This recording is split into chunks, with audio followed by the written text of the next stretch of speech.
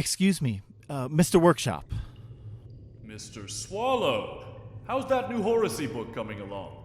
Keeping the narrative nice and tight like we talked about? Yes, sir, I'm pretty much sticking to a single protagonist right now, but on that note, I've been wondering, are we the baddies?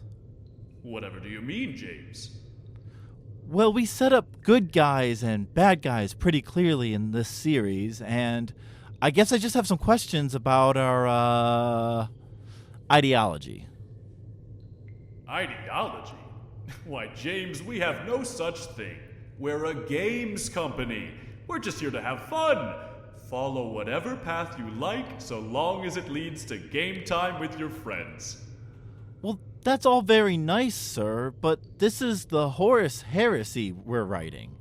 It's a galaxy-spanning civil war fought over a highly militarized, culture-crushing colonial empire.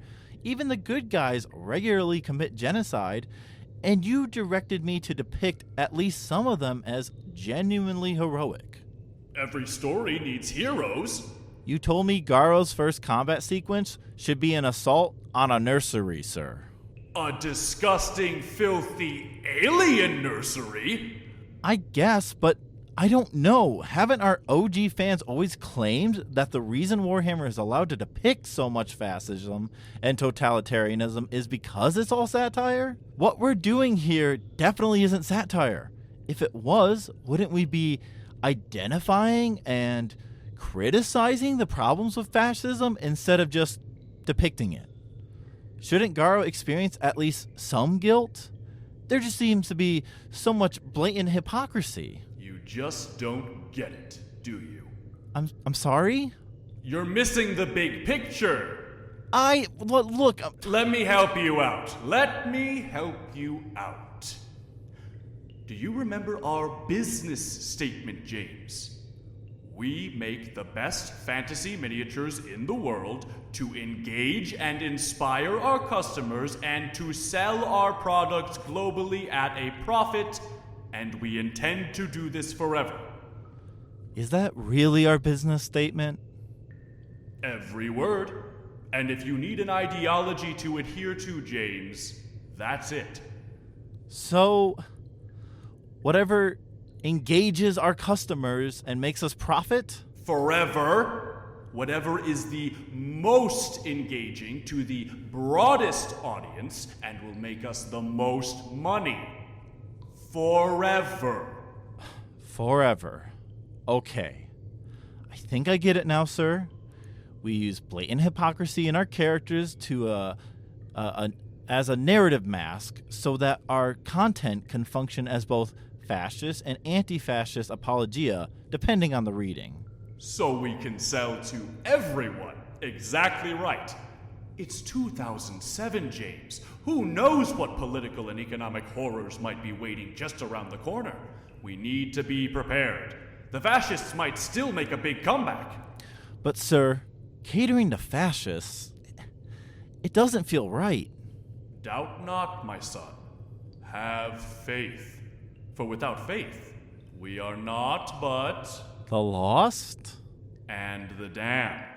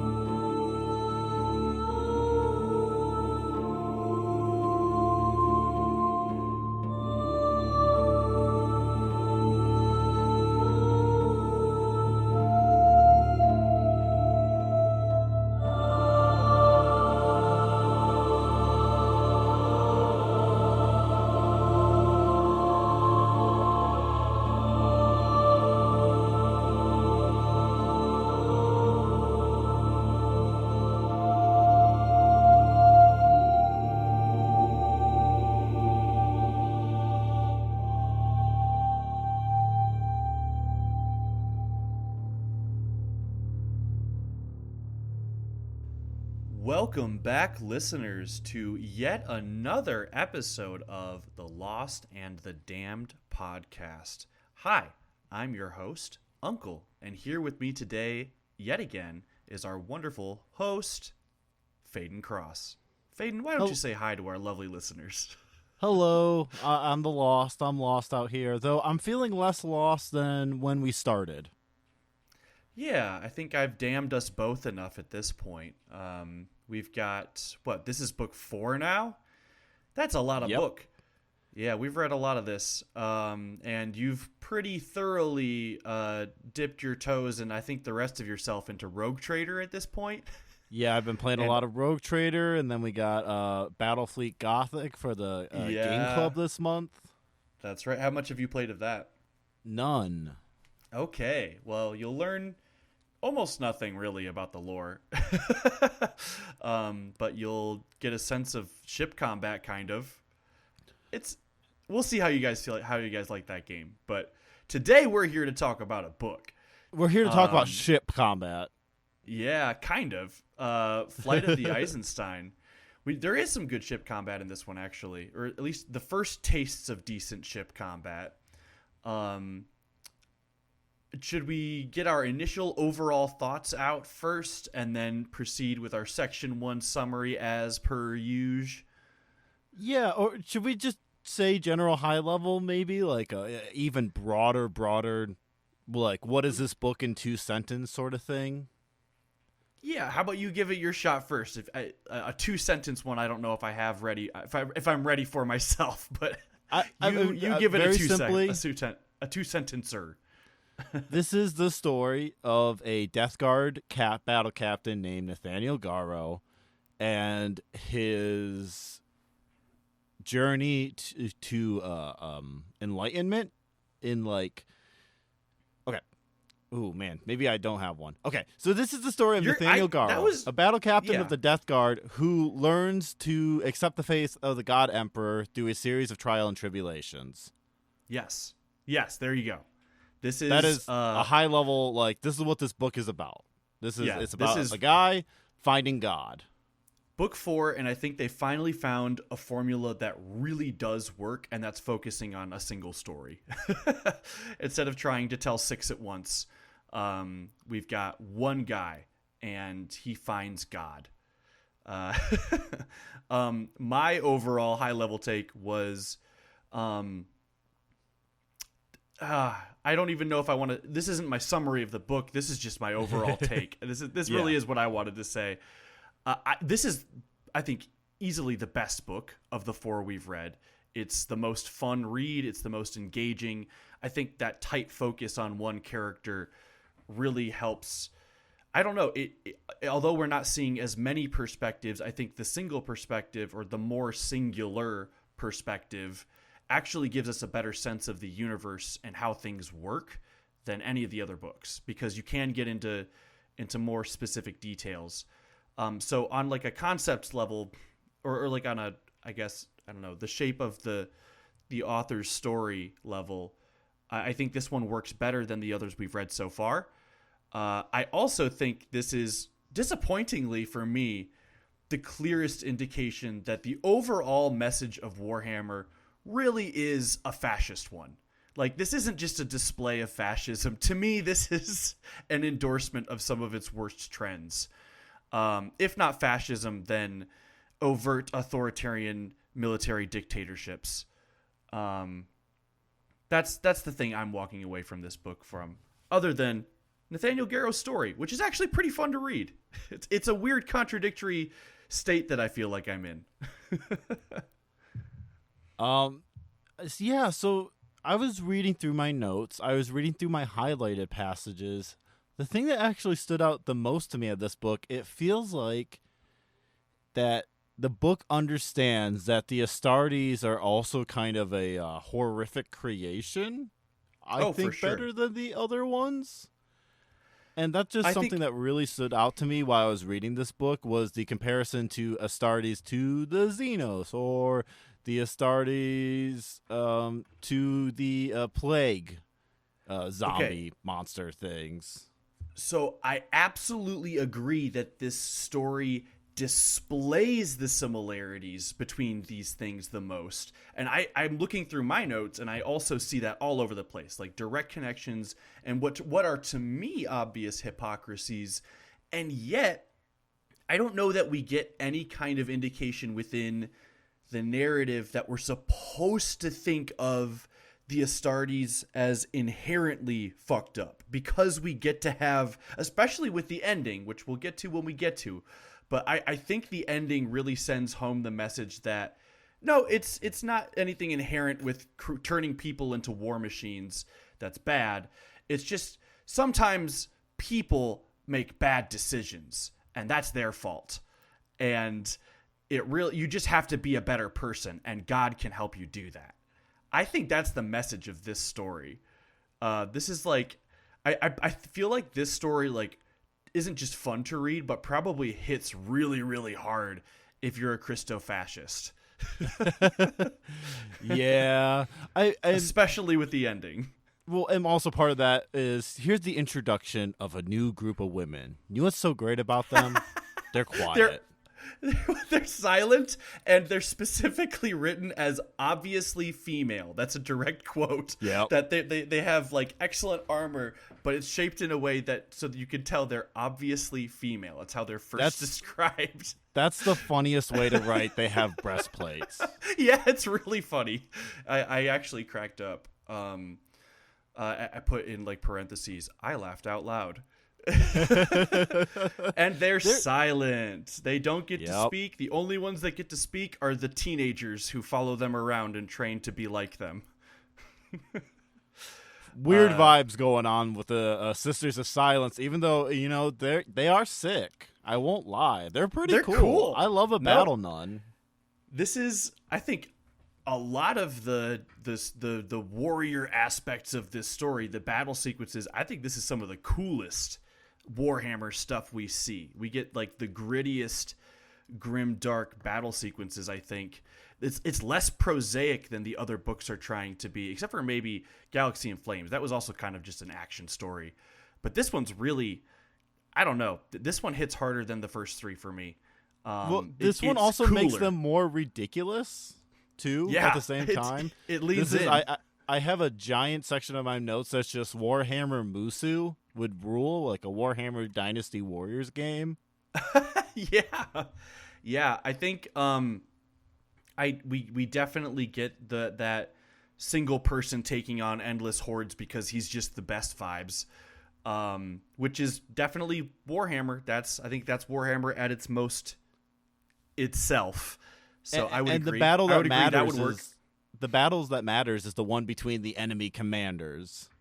Yes. And everyone is blown away while the enemy commanders are fighting. Yeah, they move faster than anybody else's eyes can follow. You're going to read that kind of... I mean, I don't even know that sequence is... that those specific words are spoken in this book, but those are words you're going to read a lot. And it's definitely implied in a couple of the battles in this one. See, Warhammer would we also get really benefit from an anime adaptation. I said that last time, and I think I'll say it a few more times throughout this series. Yeah, that's especially the Horus Heresy. The Horus Heresy is begging to be an anime. And I was also thinking that a lot during this book. This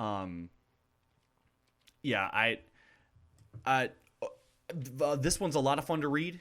But again, it definitely emphasizes some of the worst parts about Warhammer, almost makes the point. I feel like it almost makes the point, and then kind of just rewards the guy who's doing slavish obedience and authoritarianism better. We'll see where they go with it in the later books. Do you think we're ready for your summary of the first section so we can get into the plot details? I think we're ready for that. Yeah. All right. The Flight of the Eisenstein. Eisenstein, you did it. All right, cool. I did it. Part 1, The Blinded Star. We are introduced to the Death Guard. Battle Captain Garo, headstrong boy Decius, the guy who was there, Sendek, and the conflicted medic, Voyen. As they assault, I'm pretty sure it's Decius. Oh, Anyway, All right. continue. Doesn't matter. Doesn't matter. As they assault an alien O'Neill cylinder with the Sisters of Silence. The Death Guard is then assigned to join Horus on his assault on the Istavan system. Garo senses the vibes are off with everyone. Garo gets wounded by the war singer that Eidolon screamed at in the last book. Two other Death Guard captains, Typhon and Gruglor. Gruglor? Grolgor. Grolgor? Grolgor. Grolgor. Yes. Realize that Garo is too loyal to the Emperor and must be eliminated. Grolgor and Garo are assigned to the Eisenstein. Garo receives a warning from Saul Tarvis about Horus's betrayal. Excellent. What you didn't mention is Garo's little buddy Caleb Aaron, his little slave, his literal house slave. Carl. See, that was something that I kind of wish was better. Oh yeah.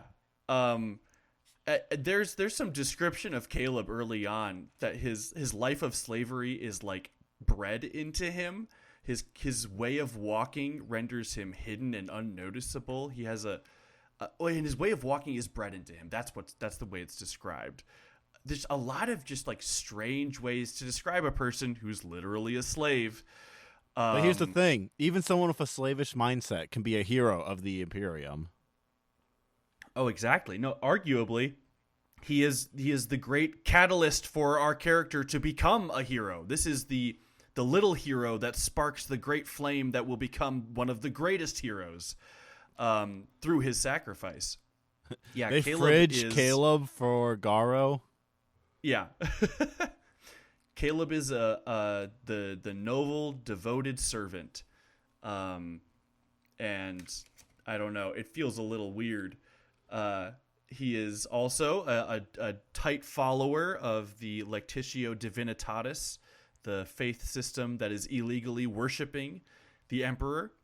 And pointedly, in this book, it's stated that nobody really kind of knows where this has come from. This just started showing up everywhere, which definitely the evil vibes on this thing keep radiating. So I think they're radiating to us, but I don't know that they're supposed to come across as evil vibes. I don't know how like mysterious religious book appears out of nowhere doesn't radiate evil vibes, but maybe that is just a personal bias on my part. So, I mean, you need to think about this from the perspective of somebody who is faithful, like someone who is like a devoted, Christian or whatever, etc. This is largely written and read by at least if not a Christian audience, then an audience of people who are, raised within a Christian culture. Yeah, culturally Christian. A Christian-dominated culture. People who are faithful are going to read this and see this is very much a reflection of the early Christian church, which was, being spread throughout the empire, the Imperium. It was at first, looked down upon. It was persecuted even, but eventually became a great tool of the state. So I guess if you're reading this as somebody who's critical of the Christian church, this just seems like, this is all the corruption that comes from that. But if you are reading as somebody who is faithful, I mean, the hero is ultimately a man who becomes a devoted follower of God, and he wins because of that. I don't know. It's just funny because it seems creepy to me. I agree also. I just don't know that everyone's going to read it that way. I don't know. What if everyone in the Roman Empire was hiding from the Roman Empire because they believe Caesar was really fucking cool? It's a really funny concept. That is the twist. Yeah. Caesar hates it that everybody worships him actually. Yeah, what if instead of definitely setting himself up to be a god, instead he just hates it and they have to worship him secretly? That's even worse, right? This is the worst version of history. That's why I'm like, I'd be a little suspicious if my religion was being set up like, hey, why are we being prosecuted by the people we're worshiping? That seems a little weird, right? It is weird. It weirds us out. But again, I don't know that it's supposed to be read that way, because like in the end, so far, the Emperor is right. Like, he has been right about most of his warnings, and what we've seen so far in the series. I don't know. That's true. And Keeler does seem to be having telepathic saint powers. Yes, and like true god powers. We'll save that for, because I think the confirmation that it is absolutely god power shows up at the very end. But we're getting lots of hints of that sprinkled in throughout here, that she is saintly and good and not a freak witch mutant psyker, which I think logically most people in this Imperium would have to think she is. Like, why would you not assume she's just a psyker? I don't know that that's made clear until the very end of this book. But I'll tell you, a whole lot of characters sure just believe it. And are ultimately rewarded for just believing it. You know, true. Blind faith and obedience, I think, is the clear message here. As long as you're steadfast in your faith, you will be recognized for your exceptional aptitude. Exactly. And that's all that matters in the end, is being recognized by somebody bigger and stronger than you. So daddy complex. This is a daddy complex book. Exactly. Which everyone will admit to, regardless of your political perspective. That's so true. Both fascists and communists agree. Warhammers are about daddies. Exactly. Back to plot details. You mentioned the early battles in this book are with Xenos. I gotta say, I really like the sci-fi features of this novel. Like, I think the sphere they invade has just, cool classic sci-fi flair to it. They're the O'Neill cylinders, which they spell in this book. Yeah, OHNYL. in a special Warhammer way. Yeah. Yep, special Warhammer way. Always got to do it special. Cylinder, very not funny. Sphere. I said sphere. You're right. It's a cylinder. Oh yeah. No, I'm too Gundam pilled to not know this instantly. I love it. I like the battle. I love all of the Decius combat sequences because he has a power fist, and the power fist is the big silly Warhammer weapon that is quintessentially Warhammer. I think you got the chainsword and you got the power fist, both iconic in this universe and absolutely ludicrous weapons. And we should say it's on the cover of this book. It is the power fist, the raised power fist. Excellent weapon. Other silly weapons mentioned in this first part of the book. We've got Mortarion and his Death Shroud Terminator guards and their bladed scythe weapons. Gotta love a bladed scythe, the most ludicrous nonsense melee weapon anyone could ever try to use. And here's one of the 20 greatest warriors in the galaxy with just a big old farm weapon in his hands. He does have a lore reason for it, but whatever. Of course he does. My favorite part, though, about Mortarion, the Primarch of the Death Guard, is he has two little shadow guys that follow him. Yeah, the Death Shroud. And they just are the like someone just disappears one day, basically. It's like, oh, are they the Death Shroud now? Like there's this weird myth about them of how they like lose their name and identity, and people just forget about them. I gotta say, love the Death Guard. Probably amongst my favorite legions, if not my favorite legion, because of their overt hypocrisy all over the place. Like, they are the most anti-superstition legion in many ways. Mortarion hates psychers. He hates superstition. And yet his guards are these men who lose their names in this ceremony where when he chooses them, they are technically killed in action or something in the official lists, and then they become like, the shadow of death to protect him. They must remain at a minimum 49 paces away from him at all times and remain eternally masked. Yeah, very silly. He literally appears out of the shadows. Everyone doesn't know when Mortarion's gonna pop out. Sometimes they'll see the Death Shroud first, and then there he is hiding in the corner of the ship. Yeah. One of the most emo of the Primarchs, and that's really saying something. And he's he like basically has a scythe too. Just he has a scythe. Yeah, Yeah. he has the collar around him that is like Yeah. always spewing fumes. He's always breathing in the noxious, poisonous gases of his home planet, which creates this cloud that's billowing around him at all times. He wears a half mask. Like this is a classic. He's the goth fan guy. of the opera. The motherfucker's the yeah. fan of the opera.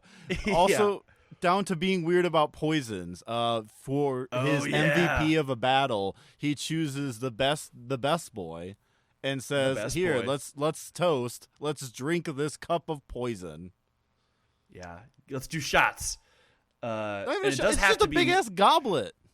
Yeah, it literally has to be poison too, like the most crazy, insane poisons, because Astartes have poison resistance, and the Death Guard are the most poison resistant of all the Astartes. Every Space Marine Legion has its own unique quirks and special abilities, and the Death Guard can shrug off wounds better than just about any other legion, and specifically they can handle tough environments and noxious fumes and poisons.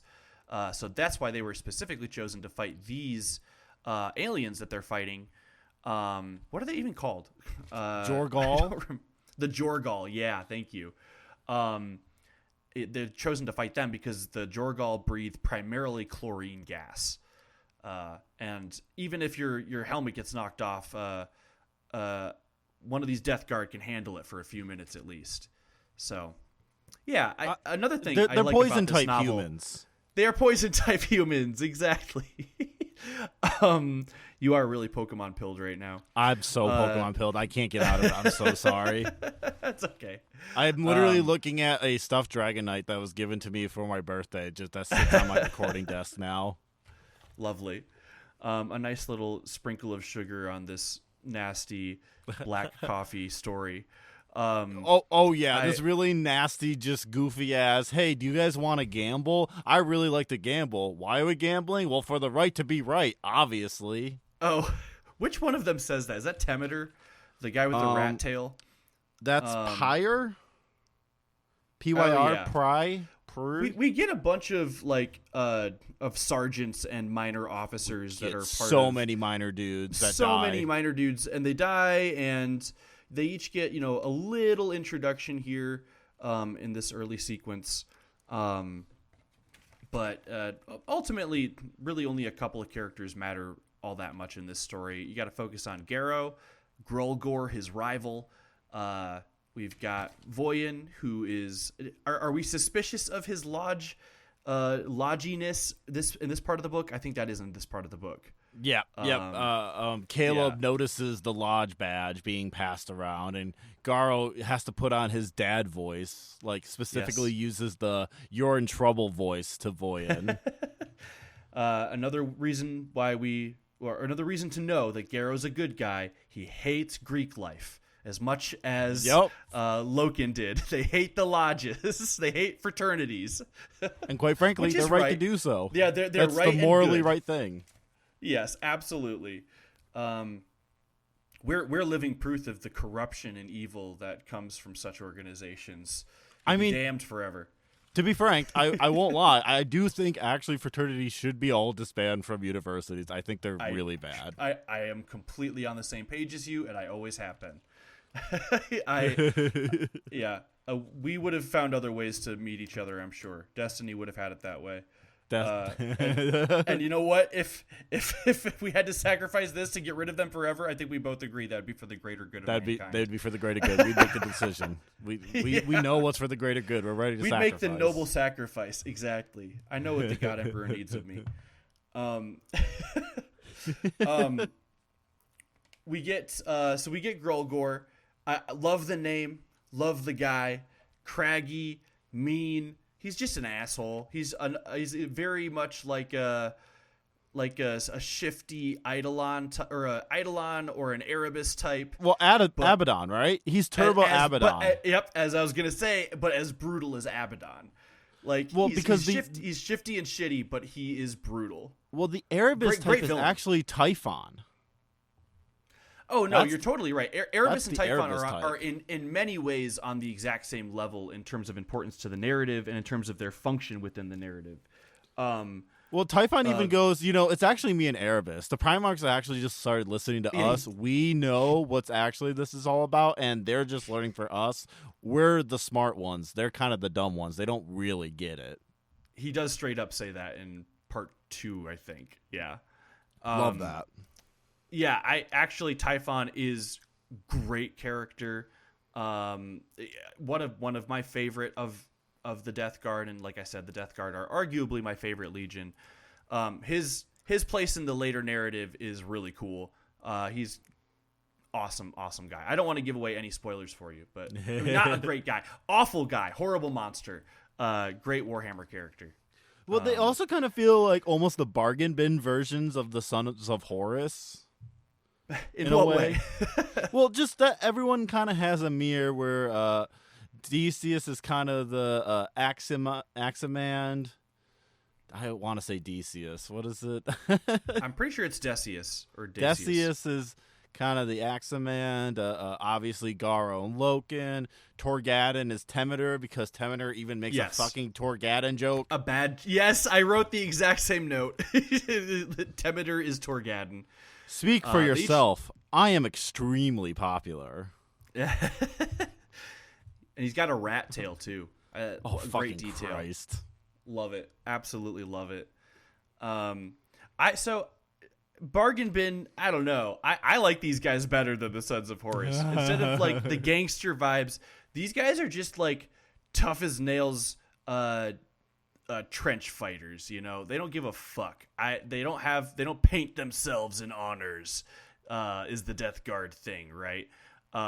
They don't seek glory, they just fight the fight. I think a note I wrote is that they understand what an Astartes is functionally better than a lot of the other legions, which is their terror tactics, their terror weapons. They are tougher, they can take more damage, and to fight them is a horror. There are far more efficient ways to fight wars than making fucking Space Marines. But when you use Space Marines, you are doing something horrifying and terrible psychologically to your enemies, especially when they're human enemies. The Death Guard are just pretty fucked up. They're so brutal. And I think you really see that in that our hero's first combat sequence is assaulting the nursery of the alien battleship. Like literally just killing babies. We get to see a psychic baby get killed. Yeah, and later when Garrow's thinking about, the psychic powers of Euphrates Keeler, which he like speaks to his mind or whatever, he thinks about how she's untainted by obvious physical mutations and stuff, but this alien, that alien baby was lumpy and weird looking. It was misshapen and gross. And that's how it's tainted and bad, because it's lumpy and misshapen and weird, which is, goes just hand in hand with the idea that Xenos are a good stand-in, as always in sci-fi, for just cultures that are foreign to you. They're different than you, or people in general that are different to you. I think you get a lot of ableism vibes pretty heavy in Warhammer in general. Oh, yeah. The more prosthesis you have, the more inhuman you are. Yeah. The eugenics vibes are pretty loud in Warhammer as well. They talk a lot about genes. And when you see, the aliens always described as degenerate and physically malformed and disgusting, but it's really reminiscent of that to me. But the interesting thing is, though, this book, I think, does this maneuver more, where it does point out the similarities between the Xenos and the Astartes. Like this passage, the similarity in intent between the alien implants and the engineered organs that he possessed as an Astartes was not lost on Garo. But these were Xenos, and they were invaders. They were nothing like him, and as the Emperor had decreed, they were to be chastised for daring to venture into human space. So there's a lot of this book does seem to understand that it is a false sense of morality that humans have over the Xenos. Oh, absolutely. So, okay, I think you're just being more charitable than I am. I think I'm a bit more charitable on this book actually than you are. I'm realizing because you absolutely. You say this is more a fascist apologia. I feel like it's about the same, but this book actually gets it a bit more than the other ones. So why I think it's fascist apologia is that's what fascists do. They recognize their similarities. They say, yes, we are the same. We do because you can't just deny that you're doing horrible fucking things. You can't pretend you're not. All of the Nazis during the Holocaust. Well, I mean, you can, but they don't, though. The ones who are in charge, they literally will say, or the ones who do the most horrible atrocities, they will just make excuses. They'll say, yeah, I did horrible, terrible things, but I have the right to. I had to. I had the right to. Imagine the horrible, terrible things that would have happened if I didn't. They could always justify it, find a reason. You have to do it the right way. And that's what I'm seeing in this book. We do see the hypocrisy pointed out, but then there's always a but. And I don't know that if you get to say the but part and then not lose some credit. unless the point is that we're supposed to see Garrow as a big, dumb, hypocritical idiot. And I don't think that's the point. Yeah, maybe. I don't know. Sometimes I feel like it does do that. So, I mean, and you know what? Maybe it's doing both because that's also very Warhammer. Like I think it falls into the easily the eugenics and prosthesis trap easily. Yes, like especially it's it hard falls for me into to this not weird put those trap things where hand in hand. Right. Well, there's also we can talk later too about the concept of assisted suicide and euthanasia, which this book has a weird stance to on. I'm excited for that whole conversation because I don't know what the stance is that the book is taking on that really. Yeah, it's weird. It's a weird one. I think that's again where we're going to see the hypocrisy of this faith perspective really put on display, and I don't know whether or not we're supposed to recognize it as hypocrisy or as we have similarities, but we're doing it right. I think there's an ableism message at the very end. But we'll get to the end when we get to the end.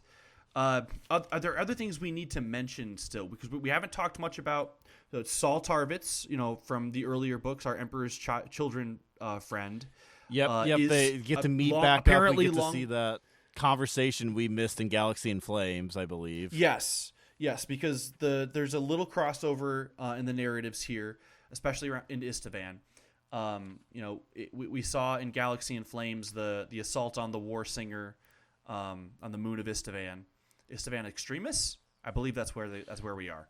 Yeah. Not moon, or maybe an outside planet or something. I don't know. Another heavenly body in the Istvan system that's not Istvan 3. So we see a replay of this battle, but from the Death Guard perspective instead of the Emperor's Children perspective. We learned that Garrow and Tarvitz have a long history together. They have a battle debt, which is pretty gay. Oh yeah, it's a Wookiee life debt, but less slavish and more of a favor owed. It's more reciprocal, one might say. It is reciprocal, one might say. Oh shoot! I just lost my place in my notes. Oh no, but so Saul and Garrow, we see the blind faith between them. Garrow ultimately just likes Tarvitz more than he likes Eidolon, and that's why he makes the decision not to shoot Tarvitz. Well, something we haven't mentioned is Garrow feels more akin to Tarvitz because Garrow is from Terra, where the rest of the Death Guard is from Mortarian's Primarch planet of Poison Gas Land. Barbarous. Yeah, that one. Yes. Garrow is, interestingly, I mean, if he's from Terra, it means he's pretty old. I guess not necessarily that old. Well, he is older than them. He is older than a lot of the others. Not as old as the Acton Cruz, which is... Well, that guy's that old guy is older than dirt. Yeah. Which never mind. It bothers me a little bit because the acting Cruz really should be a Terran, like with how old he claims to be, how old he says he is. But Chthonia, which is where he's from, where Horus is from, was one of the very first, if not the first planet other than Mars conquered by the Emperor in the Great Crusade. So, he could be one of the older ones, because you don't start harvesting Astartes recruits from a planet until you find the Primarch there. Mortarion was one of the latest Primarchs found, so that explains why someone younger than the acting Cruz could be a Terran Astartes. You're really working this out to make it feel good in your brain. Yeah, it took me a sec to really work it out to make sense for a Terran Astartes to be younger than a Primarch's homeworld Astartes. But yeah, when you think about it in the timeline, Horus is the first Primarch found, and so a Chthonian Primarch Astarte. Yeah, it doesn't matter. That whole sequence is me justifying it to myself. Not necessary for the podcast, but you all have to suffer, so too bad. No, I meant like it's fine in the sense like, yeah, it's fine. It works out. It works out well enough. It does work. It's just a little messy. Yeah. Just a little. We're skidding by some years here. It's getting close. Yeah. And there's also, the warp offers us time fuckery. We do see that in this story. So we can always remind ourselves of that. Warp travel causes timeline fuckery. Oh God, I haven't even thought about that. Yeah, because I'm not thinking about that. Because when they realize in the later section that when they made the warp jump from wherever the hell they were with the Phalanx to Terra, they lost literally like twice as much time had gone by in the real world as it had for them on their ships. Yeah, that's right. Right. Huh. So yeah, to the plot, we see. Does the Istvan 3 atrocity happen in part 1, or are we? Not yet. That happens in part 2, but some other part 1 things I want to hit. Something that's funny. So Caleb has like a Garo has like a piece of armor or something. And yeah, he has the Aquila on it. Well, not quite the Aquila. It's just an eagle, because only the Emperor's children can have Aquilas, the two-headed eagle, on their armor. That's the special honor of their legion, is they're the only ones that get to have the Aquila on their shit, other than the Emperor's special forces, the Custodes. Yeah, but Garo is the one exception, kind of. Yeah, here's the weird thing, though. Yeah. While the symbol of the Imperium of Man has 2 heads, one blinded to look at the past, one sighted to see the future, the battle captain's eagles were singular. I'm sorry, I thought the eagles were, one was the Adeptus Mechanicus and the other was the Imperium of Man? Hey, why can't it be both? Okay, is it both? Is that a thing? It's like, okay. I thought this was something. It was the Mechanicus and it was the Imperium. I don't remember exactly where you got that, but I know I think that was for in sure False Gods. My memory has always been this later interpretation, that it's one eye blinded to the past, one eye open to the future. Okay. And also I think that's the better overall interpretation because of a certain chaos demon you'll meet later in the narrative. Of course. Why not? Yeah. Yeah.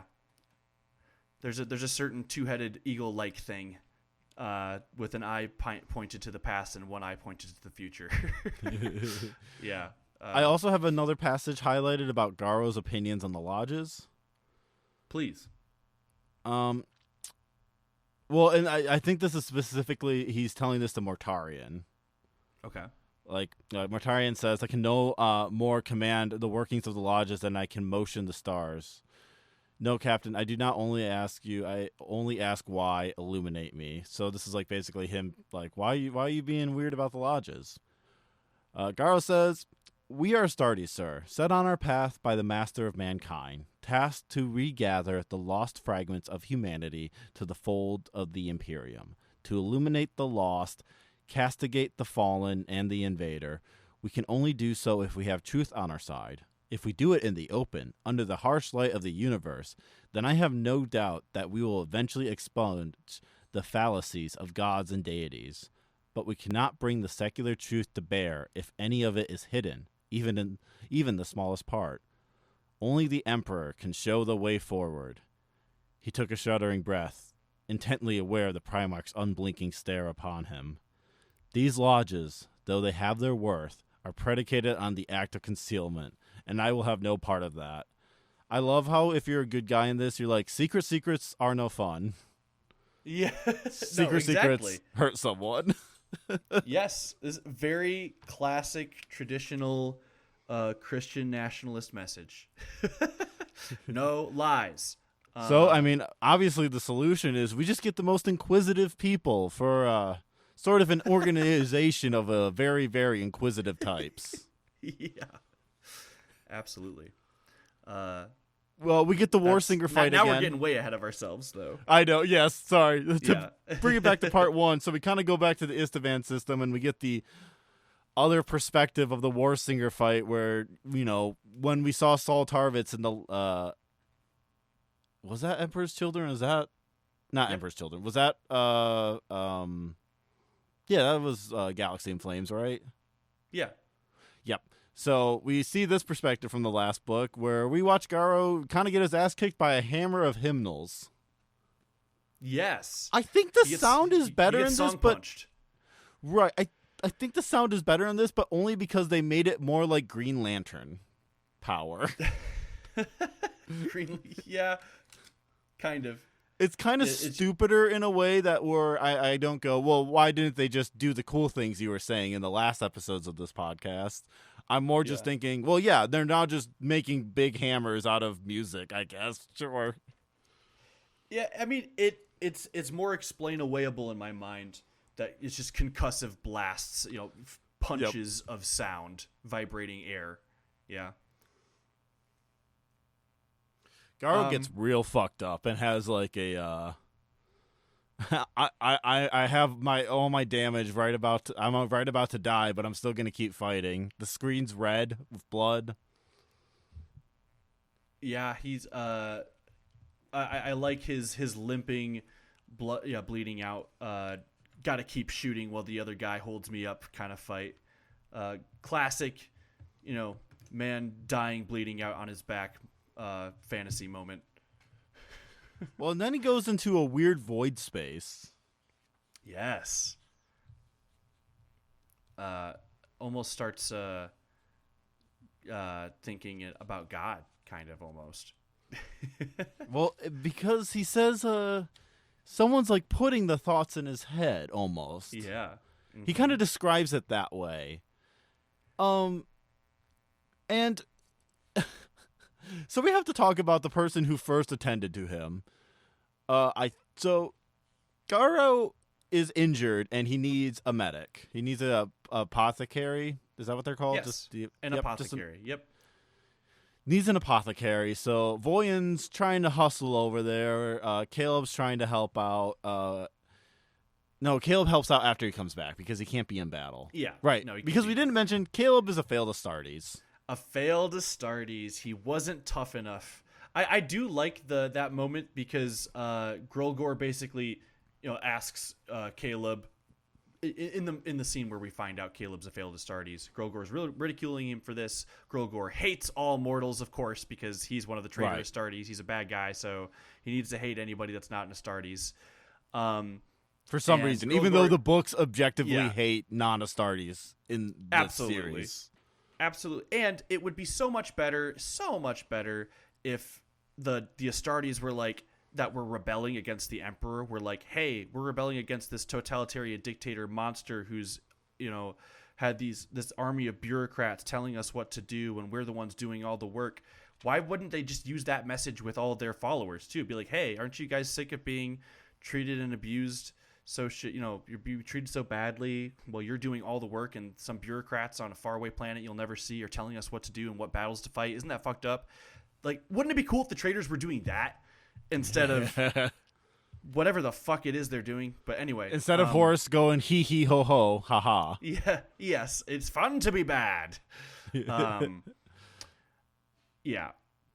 So Garo's injured. Yes. So Garo's injured. Yes. And Garo's injured. What happens is there is a Apothecary gets there first. That isn't Voyan. Instead, it is Fabius. Yes. Another Which of my is- favorite characters. Knowing this guy is just like an evil rat makes it interesting thinking about, well, who actually planted the idea of God in his head? Garo says it obviously was Caleb because he woke up hearing Caleb doing that stuff. But if I recall correctly, he was hearing God stuff when he first passed out, and that was kind of near instantly. That's a really interesting note. That is a super special The Lost note that only I totally understand your perspective. I totally see why you'd see that. That is absurd and laughable to all 40K fans who it's specifically really funny with Fabius Bile. Fabius Bile is, do you mind if I share this? I don't know what's about to happen, so sure. Okay, I mean, yeah, I guess so. I mean, That's fair. he's clearly like an evil ass guy. Yeah, evil ass guy. Slight, I mean, not really spoilers, just a detail that anybody reading Warhammer who knows major Warhammer characters would know. He's the eugenics Nazi. He is the eugenics Nazi, and on top of that, he is the most atheist character in all of Warhammer, except for maybe some Tau characters. What's going on here? Yeah, going on Fabius Bile will continue to reject the gods even after they literally send envoys in person to him through Hellgates to speak to him and entreat with him. He will still deny their existence for tens of thousands of years. See, like, this is just me coming up with a fun, like, what if Fabius... Yeah. See, this is the thing. This is... You keep assuming these subtleties exist in this story that I'm telling you.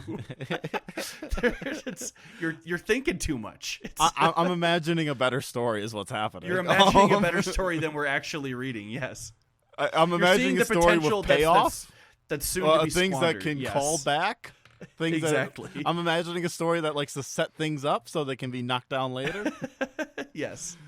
I'm sorry. When the eugenics Nazi is first, when the eugenics Nazi is first healing you, and the dude's just like, "Damn, what if God is cool though? Like, what if God maybe is the way?" I'm hearing this woman's voice. Like, it just makes me think. I also think the perspective is that I think the God Emperor worship is bad. Like, inherently, I think it's the most clearly evil thing ever. And so, obviously, when people get the idea of the God Emperor, that's a bad thing happening, and it's actually part of the bad guy's plan for it to become a thing. Sure, and that's all fair. Like that should be obviously inherent. But I think if you're just reading these texts, I don't think we have much clear narrative indication that it is bad yet. I think we will. Yeah, we will. But I don't know. It's that good we've seen right a now. Character. Yeah, it's a character has yet to be truly punished. Like narratively, like they've died for their perspective, but they've died martyrs and heroes whose cause has been ultimately vindicated so far. Like they've been the people who are doing the right thing in the eyes of this religion are being narratively rewarded as good people. See, and now it's making me fear as that people, inspiring better actions in others, you know? See, this is now the great fear of the Horus Heresy for me, and don't tell me if this is true or not. Yeah. But this is my great fear is, well, actually, the religion isn't necessarily bad. It's just that things happened in the Horus Heresy that leads it to be bad. I think that is my reading of it so far. Yeah. But you know what? I'm to not cast you into despair. I promise you there will be ambiguity about that topic in this series. There absolutely is. Right. It's just not so far. Okay. Yes. I'm looking for ambiguity when there just is none. Not yet. And you know what? I'm being too uncharitable. I just because I you will see it later. My memory is you don't see the challenges to that until way later. Like way later. But I haven't read all the books as I've admitted to before. Years for us. Might be.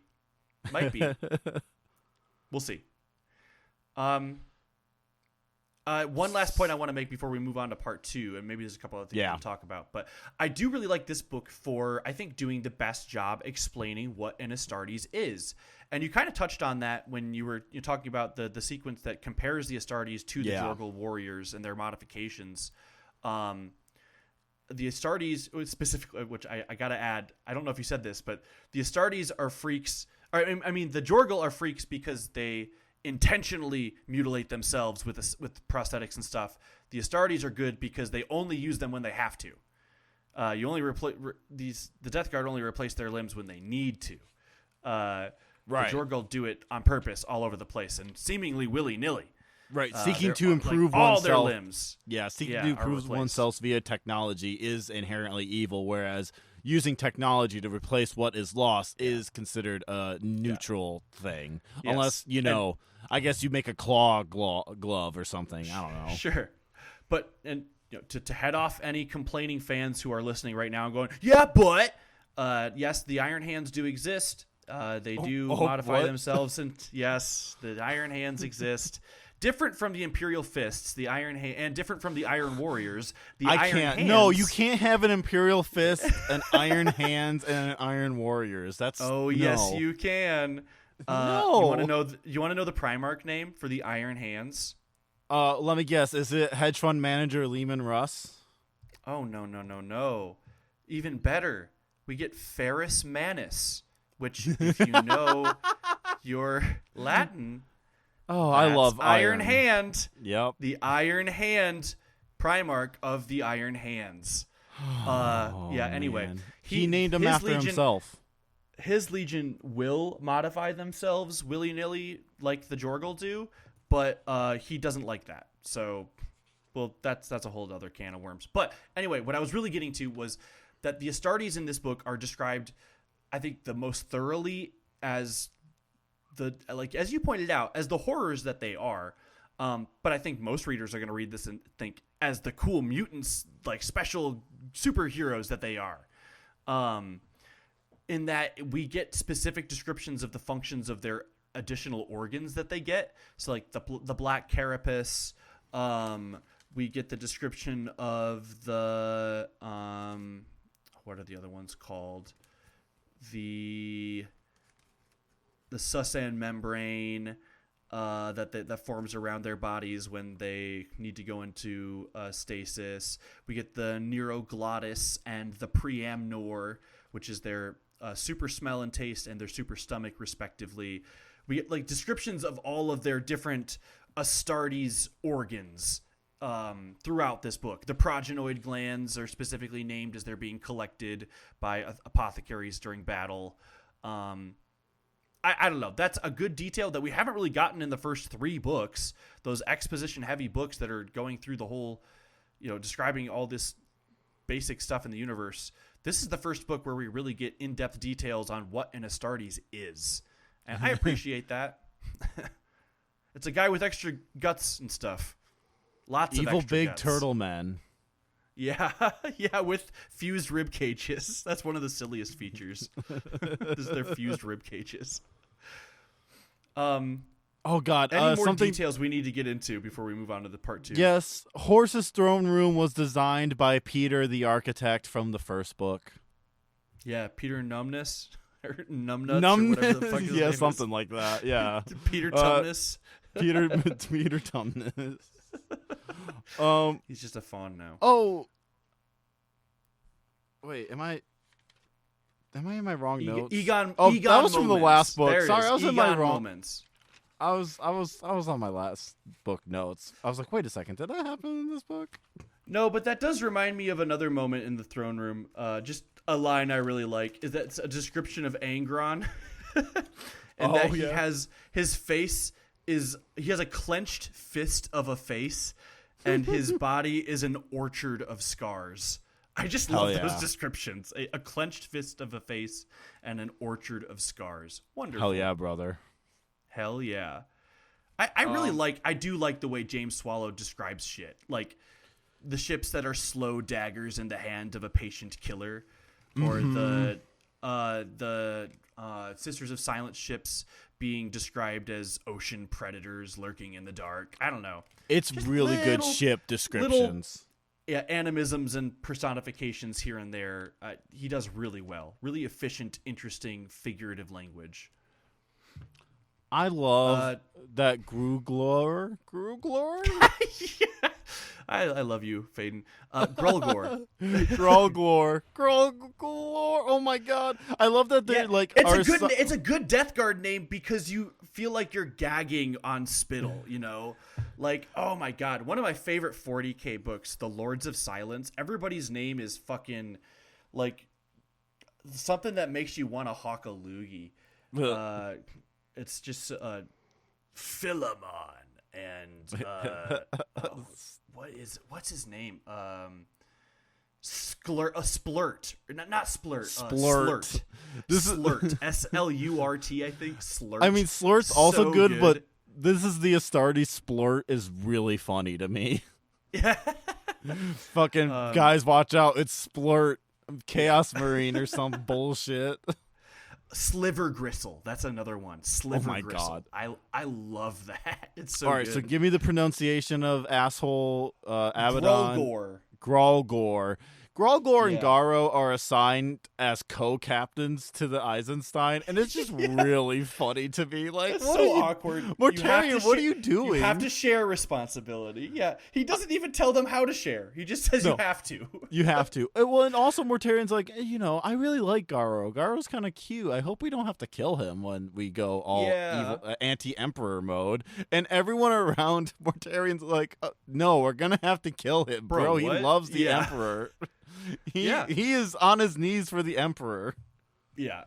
Mortarion is hilarious. One of the funniest Primarchs. Just so obviously hypocritical about so many things. He seems and just dumb. refuses to acknowledge the reality of the situation over and over and over again. He really just seems like he wants to make an entrance, drink a goblet of poison, and then fuck off. That just truly just seems like he has no ambition and no goals. He's strange. Yeah, I relate to him way too much. I just want to roll up, get wasted, and bounce out after having made a scene. Maybe kill some people with my sick ass scythe. Yeah, well, maybe not that far. Yeah, but boy, should we do part 2? I think we're ready for part 2. A sundered vow. Garo and his men go to confront Gruglor. Oh my god, I lost it. Grulgor about Ignatius Grulgor about Horus's betrayal. A fight ensues, leaving Grulgor and his men dead. Kirill Cinderman, Euphrates Killer, Mercedes. Man, I always forget how to. Olitan. Mercedes Olitan, Euphrates Keeler. Yeah, Mercedes Olitan and Iacton Cruz arrive at the Eisenstein after escaping Horus's grasp. Garo welcomes them aboard and realizes the woman's voice in his head is Keeler's. Before the Eisenstein can escape, they have to contend with Typhon's ship, the Terminus Est. They escape, but not before sustaining critical damage. During the warp, they are attacked by plague zombies of Grulgor and his men. Theseus is poisoned by a chaos weapon, but the crew survives the attack by dropping out of the warp. The ship is damaged, but they are eventually saved by Rogol Dorn. Another great name. Yep. Rogol Dorn. That is a fucking mouthful. It's like you got rocks in your mouth. Fitting that they're the stone men. Yeah. I love how Rogol much Dorn. they're on the bridge of the Eisenstein, and everyone is just standing around going, what the fuck is happening and what the fuck do we do? It is a lot of what the fuck is happening. We get the loudest warp fuckery in the series yet. In that sequence when their what is it? Their Gellerfield goes down or something. Yeah. We get the the clearest indications of actual magic happening here, which is interesting in that the utter proof of magic is basically what forces Nathaniel into the arms of God. Yep. Yeah. We I'm surprised how easy Gruglor goes down. Yeah, he's really we're kind of setting him up as like the big bad of the book, and ultimately he really is not that good in combat, even blessed by a god.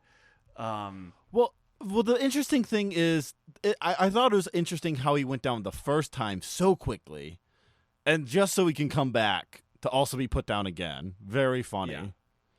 Yeah. Not very impressive, but that's the thing about chaos. It doesn't have to completely kill you. It just needs to leave an infected wound. It just needs to scar you if it's trauma. Yeah, just needs to leave a little taste, drop a couple little drops of boogers on you, and soon you'll have a sinus infection. Yep.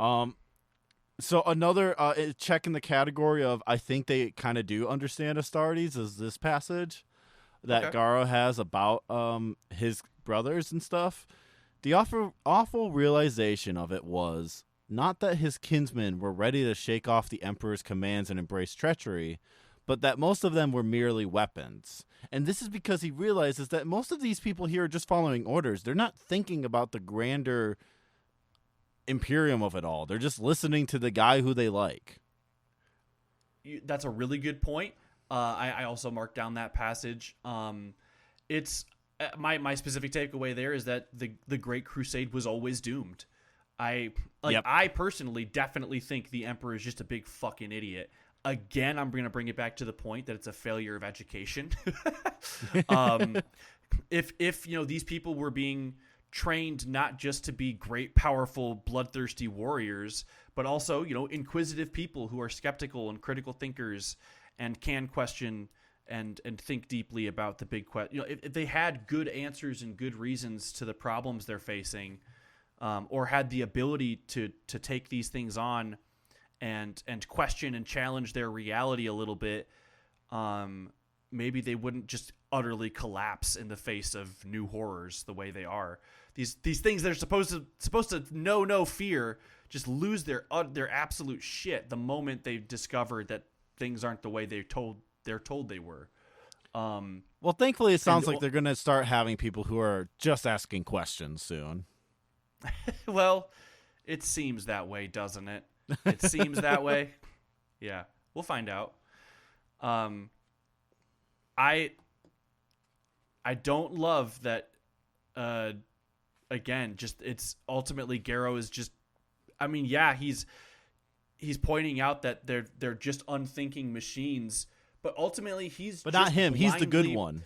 Yeah, but ultimately he's just blindly faithful to the guy he thinks is bigger and stronger. Like he only likes the Emperor more because he's bigger and stronger. He's cooler and shinier. He's taller.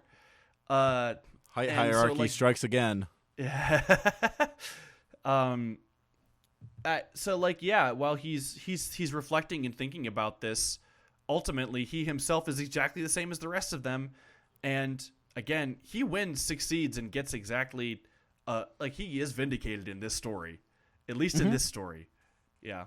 Now, is it a story about a tragedy? That's kind of the real question. Is it kind of a tragedy? Yeah, I mean, yeah. And then the answer is, I don't think 70s, so. Maybe kind of. Only 70 of the Astartes get to walk away from. But what does he actually lose besides his headstrong boy? Is that the tragedy? But it's only because the boy didn't have the same faith. We'll get into it. He loses his boy. He loses his legion. He loses his Primarch. So he loses his daddy. That is a big deal. But not his granddaddy. But not his granddaddy. His big daddy. Yeah, right. You're right. So we are also introduced to the bridge crew of the Eisenstein a lot more in this second part. Yeah, some more mortals who matter. Are my favorite characters in this book, I think. They're the most human. Yep. We got Baryik, Kara, Rachel Vaught, and Tyrion Mass. So Kara, Vaught, and Mass. Mass is a worm. Mass is a communications worm who really is like, but Horus is my daddy. I feel like this is... All right, here's one of my favorite parts. You're upon the verge of open mutiny against the War Master's command. Get your terms straight, boy, retorted Kara. Mutiny is when the enlisted men take over a vessel. When the ship's master does it, it's called barity. Yeah. Truly doing Awesome the, like, J. Jonah Jameson's in print, it's libel, like, line from Spider-Man.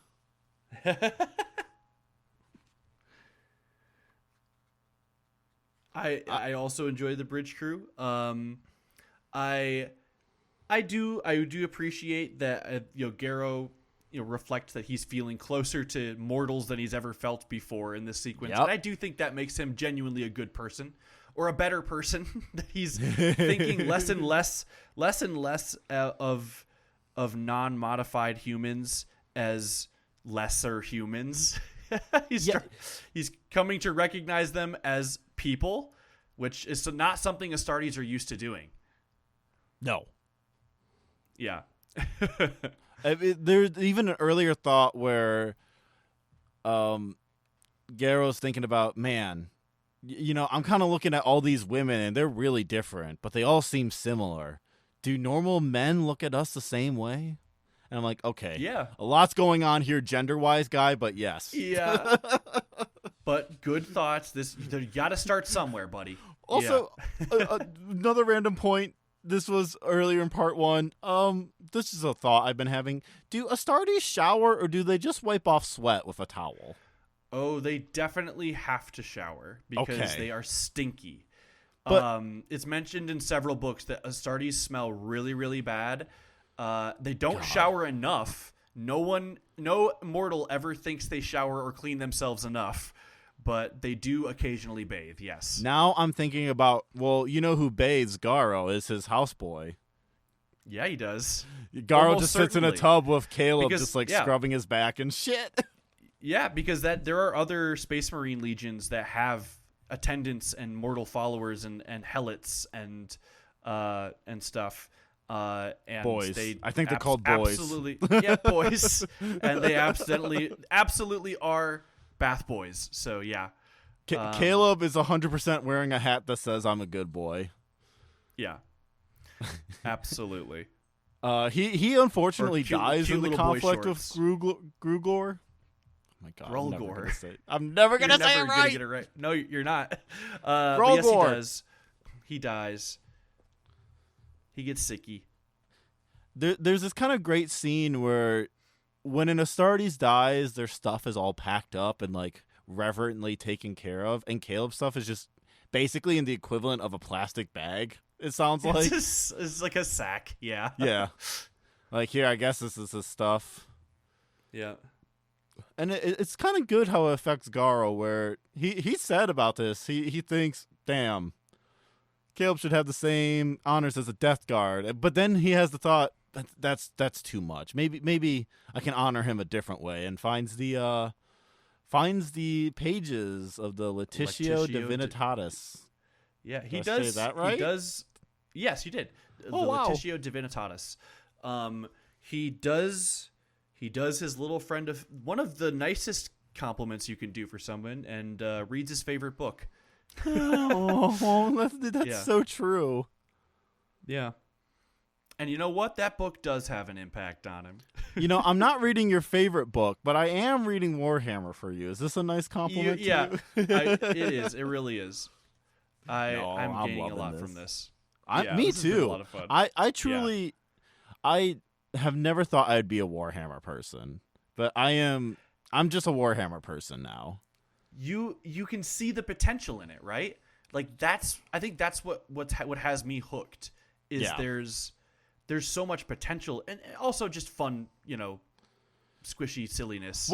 Warhammer feels ripe to write good fan fiction about. Yes, I absolutely agree. And there's just lots of fun bite-sized moments. I love the way James Swallow describes combat. It very much reminds me of the better combat sequences we see in False Gods and Galaxy in Flames. There's lots of tearing and crumpling and crushing and ripping. Like we get another shot of the virus bombs landing, and we get Temeter going out with a bang with the Dreadnought Terminator guy. Yeah, the ancient Rail. No, not ancient Raylord. No, that was the guy from the last book. There was another Ancient one. Raylanor is an Emperor's Children character. Right. That was from the last book. He was in the last book. Yeah. No, we have a different. I didn't write down his name either. I don't even remember this one. But yeah, a different Dreadnought. Great moment where they're shooing their men away into the bunkers to hide from the virus bombs, but refuse to go in themselves. And the Dreadnought's holding his buddy, and he notices the crack in the Dreadnought armor, and he's like, "Oh, you never would have survived anyway. We'll go out together, brother." Holding each other while a grenade goes off. Yeah, it's beautiful. It's so gay. This one brought the gay back. I think this one brought the gay back. Yeah, Horus gives another penetrating gaze in this. Mortarion, definitely takes everyone's breath away when he's around. I love how Garo's tight ripcord muscles and. Oh my god! Yes, his ripcord muscles. Yeah. Yeah, Mortarion really is just like a classic goth guy. He's got the he's hiding lurking in the back. He's got like bags under his eyes, half mask, drinking poison, fuming mugs. Yeah, absolutely. He's just a goth boy. I love that Garo notices the breakup between the Mournival. It goes, just damn, look, that vibe's fucked up over there. What the fuck? Yeah, the boyfriends are all clashing. It's so funny. Yeah, the polycule's torn apart. The polycule is fucking devastated right now. In shambles. Those moon worshippers. Yeah, so eventually they go, we need to get the fuck out of the system. Finally, the Eisenstein is going to flee. More than halfway through the book. This book is false advertising. You said that to me. You're like, is the Eisenstein ever gonna flee? Like, what's going on? Well, and the thing is, so I was having a hard time at first. Like, all right, what is the narrative purpose of going backwards in time instead of just continuing where we left off? Characterization. And it's just characterization. Like, very simple narrative purpose, nothing fancy. They just want you to get to know the guys. Yep. I think it pads out the bit to care book about a for bit everybody too we're much. gonna kill. Yeah, maybe. I think it's a little longer than it needs to be. I would agree that especially Act 1 is too long. We just keep suffering from too many guy syndrome. Yes, for sure. I don't like. I understand one thing where it's like, here's the guys we're going to lose at Istavan in the Istavan system. I don't understand here's the guy we're going to lose in the Jorgul assault on the O'Neill cylinder. Like, do we need to have different sets of guys to lose at different moments? Didn't necessarily need it. I don't know that it hurt the narrative that much, but it certainly did bloat it. I feel that. I feel we need to get 400 pages thereabouts. Pressure on this book a few times. I will say I was glad to see that so much of the end of the book was, because I was reading a digital version for this one, an afterword, and it wasn't actually going to be as many pages as the PDF said it was. I was like, oh, thank God because I was like, oh, it's got to be fucking done now, right? Oh, yeah, it's done. Okay, we're done. Yeah. But yeah, they got to escape now. Yeah. Yes. And probably the coolest sequence in all these books is this escape of the Eisenstein, where Vought, she comes up with the good old-fashioned astrophysics. So she decides, hey, we're going to use the moon to slingshot ourselves away and protect ourselves, able to give us enough time to warp. Gravity slingshots. You got to love it. I love a moon slingshot. Vaught's plan was built on the mathematics of orbits and the physics of gravitation, a school of learning that extended back to the very first steps of mankind into space, when thrust and fuels were precious commodities. fucking great. I love that shit. Yeah, like I said, this book harkens back to classic sci-fi. I think a lot better than the other ones do. Yes, this feels a bit harder sci-fi, even though there's still magic. Yeah, there's some Star Wars here too. Like when Euphrates first meets Nathaniel Garrow, and she says, "Save us, Nathaniel Garrow," and I you can hear the silent, "You're our only hope." Like she, yeah, she's in her robes, and she comes to him with her hair bound up all tight. Save us, Nathaniel Garrow. Unspoken, "You're our only hope." But yeah. So yeah, I love how Typhon almost eats shit and crashes into the moon.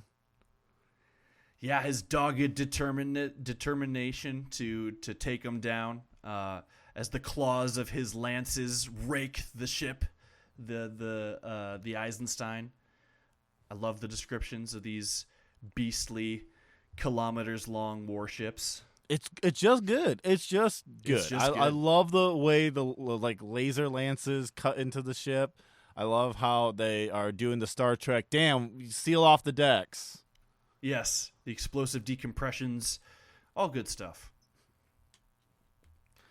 And they hit the warp. They blast on out of there. And now, obviously, plague zombies. Yep. The Lord of the Flies is here. The classic line from Warhammer is, in this universe, to go through warp speed, you got to travel through hell. And part of hell got left behind on this boat after they jumped in and out of the warp. There's a blind jump, which we all know how crazy and dangerous it is. But a blind jump guided by the Emperor, you got God on your side, you're not really blind. Jesus took the wheel for this one. Jesus really does take the wheel for this one. Yeah. You just got to take care of some booger demons as payment. I truly hate that you describe them that way. I'm trying to power through it, but I just have to mention that. I would rather you describe them as pus demons over booger demons. How did you handle the battles with the plague bearers? Because they were pretty yucky, and I know you don't like yucky. I'm fine. Okay, so for some reason, simple yucky,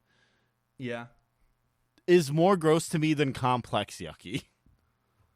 Does that make sense? It's weird. Yeah, I don't know what it is. It's easier to abstract it, or at least blitz past it. Right. It's easier that when there's a full description as opposed to letting my mind run wild. Okay. I think that might be it. Sure. I think they're cool. I like the plague zombies. I like expanding gaseous corpses. Oh yeah, I love plague bearers. They're nasty. They're very yucky. I think sickness is something that just drives me crazy personally. I feel closest to hell when I'm sick. Definitely not a worry you have in today's society of rampant illness. Yeah. Another reason why I like the Death Guard so much is because they're affiliated with Nurgle, and I think Nurgle's my favorite of the Chaos Demon factions. Just the rampant hypocrisy, the cycle of life and death, the fact that Nurgle is always claiming to be the one who cares and comforts. He does. He does care. He makes people feel better. Care. He cares more than the Emperor for at least one person. You know what? That's true. Nurgle's interesting. Nurgle provides the simple act of noticing you. And truly, when nobody notices you and someone notices you, especially when you're in the worst moments of your life, it kind of helps. Yeah, Nurgle is the dark reflection of the Christian God, of the Abrahamic God, because within the pantheon of Warhammer, Nurgle is his followers are almost monotheistic. Like, they will only usually worship Nurgle. They will not touch on the other gods, which is not uncommon to have mono god focus. Mono god focus is the hip way to say monotheism. That's what it's called. No, it's what it's called. It's called. Mono god factions within Warhammer. Oh my god. Yeah, I'm entering my mono god focus mode. Just because monotheism, it implies that there is only one. So, okay, the Nurgle factions tend to actually act like what we would traditionally think of as monotheistic. Like they think the other gods are just aspects of Nurgle. And that ultimately everything is just for Nurgle. So they say the god instead of the gods. Often Nurgle followers will just say the god is a god of plagues, which is very much Yahweh. And he says he loves and he cares, but he shows his love and caring through torment and pain. So just Old Testament God. Nurgle is a great Old Testament with a little bit of that, the promise of eternal life and a personal relationship with a loving, caring deity is also something you get from Nurgle. So probably my favorite depiction of hell and Christian evil in the Warhammer universe. A sort of a toxic Yowie daddy, Nurgle is. That's okay. That's the Faden way to describe it for sure. Yeah.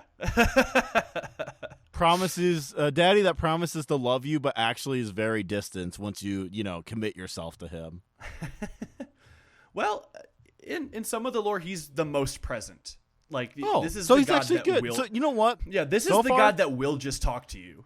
Yeah. Besides, the fact that like flies are bursting out of your belly like some sort of horrific like monster, there doesn't seem to be many downsides to Nurgle. Really, once you're in, there aren't.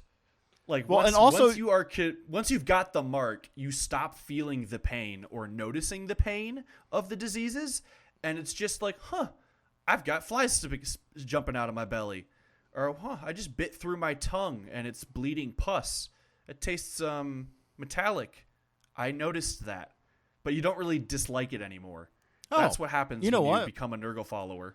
If anyone warps me to 40k, I'm just instantly devoting myself to Nurgle. Fuck this. That's what I've always said.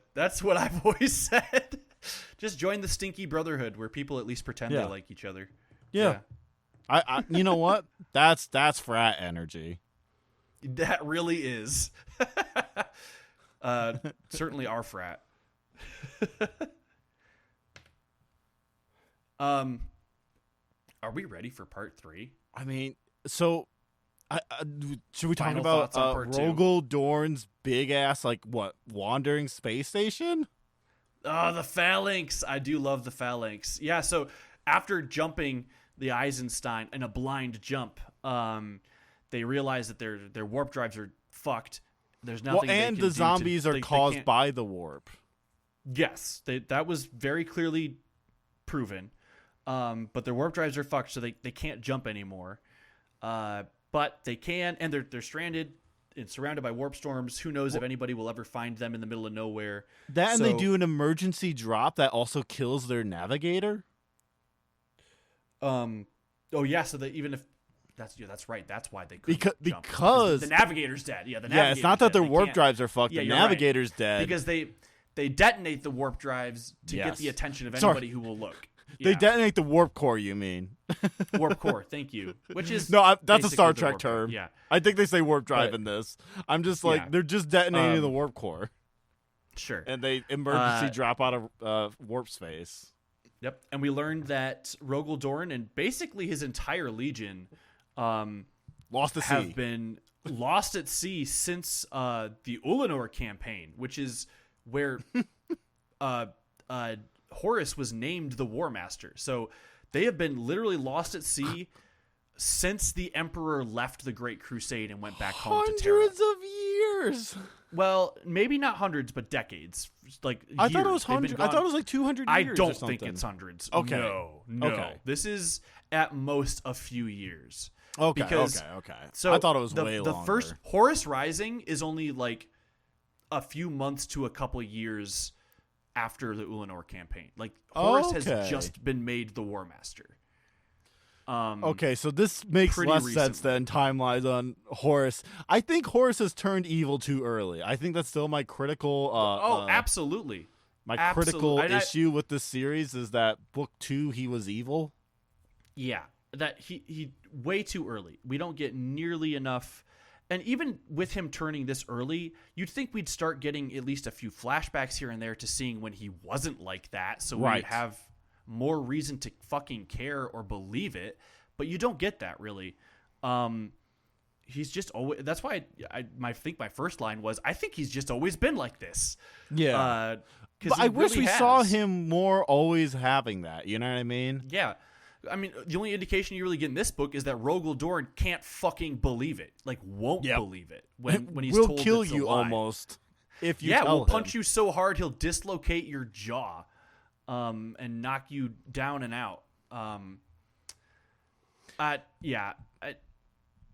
The Phalanx is cool though, as you mentioned. It's their battleship. The flagship of Rogel Dorn's fleet isn't even a ship. It's a planetoid or small moon that is covered in fortresses. It's one big gigantic star fortress, basically. Yeah, that's what they call it, a star fortress on a rock. I think I got one in Rogue Trader. Those are different things. You got a similar space station, planetary moon thing. I thought I called it a planetoid, but maybe I was also wrong. Yeah, no, I don't know. You get something like that in Rogue Trader for sure. You get something like the Phalanx, but the Phalanx is huge. Like, I assume definitely like the biggest, most. I think it is described as like the biggest ship thing in the Imperium at some point. Ooh. Certainly among so it's a Death the Star. biggest. Yeah, no, it's definitely a Death Star. Definitely a Death Star. But what if it was Defense Star? Yeah. Because they're the Imperial Fists. They're they're the stalwarts. The Imperial Fists are the siege specialists in terms of surviving. They are the surviving a siege specialists. Yeah. Honestly, that feels like the first specialization that I can buy. Yeah, it's the Luna Wolves, later the Sons of Horus, are the attack specialists. But wait, isn't that the World Enders? No, Eaters? World Eaters. So there's redundancies obviously within 20 legions, but the Sons of Horus are like the swift, like the decapitating strike specialists. So sending your best Vanguard. guys against the enemy's best guys and defeating them in one swift final fight all at once. That's like their thing. The World Eaters are the destroy everything legion, the leave nothing to not be destroyed, the massacre legion, the make a point in the most brutal and direct way legion. The Death Guard are the survive any infantry battle and any environment legion. Not just that. Their specialty, night attacks. It was. Their specialty was night attacks. Was night attacks when they were the Dusk Raiders. When they were the Dusk Raiders, yes. And then Mortarion gets his hands on them and says, no, you are my unbroken blades. We will use you like the unbreakable warriors you are. We're not going to use those big shifty strategies you were famous for before. We are going to do head-on assaults, slow attrition battles to prove that we can take it when nobody else can. And there are many other legions we'll discuss later in the series. But yes, they all have their specialties. And the Fists are the defenders.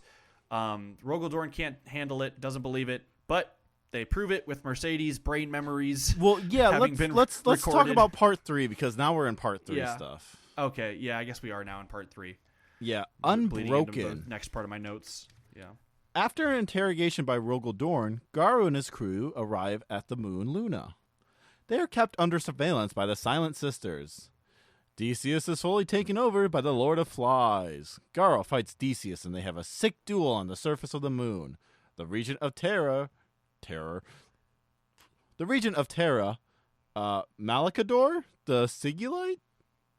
Malchador the Sigillite. Malchador the Sigillite tells Garu that he will have a role to play, questioning people, rooting out, witches and such. Yeah. We need people of inquisitive minds. What we need is Quora, question answers and askers. Going on to the Imperium forums and just finding out who's asking the wrong questions. Exactly. So, I like how Mercedes finally gets one thing to do, finally, I guess. Yeah. Share her pictures she done took. Share her pictures. Jesus. I like it when they try to incorporate humans, but the humans really, really aren't a part of this book again. I feel like you can't keep having the plot be about, well, the heretical people are the ones who don't value humans, but we don't also value humans in the books. No, mortals are only as important as their function. Mercedes only important because she has camera eyes. Cinderman's only important because he's a better propagandist than anybody else and can he convince talked anybody good. Anything. He talked good. Euphrates is a saint. Literally, she is like, and even like fulfilling the role narratively that you'll see in all kinds of stories, throughout time. She is the saintly one. Who can do no wrong and is just perfect, and every time she gives you advice, it's perfect advice.